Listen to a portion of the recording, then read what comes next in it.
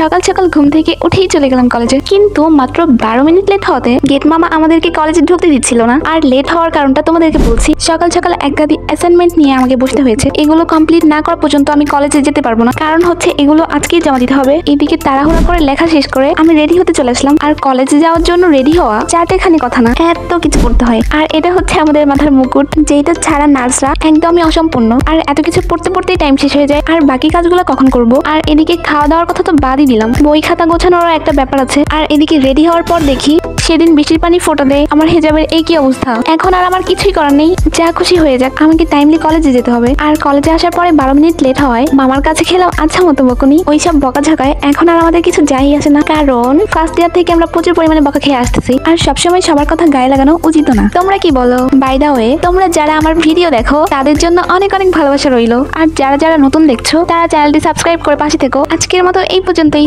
দেখা হচ্ছে নেক্সট ভিডিওতে। আল্লাহ হাফেজ।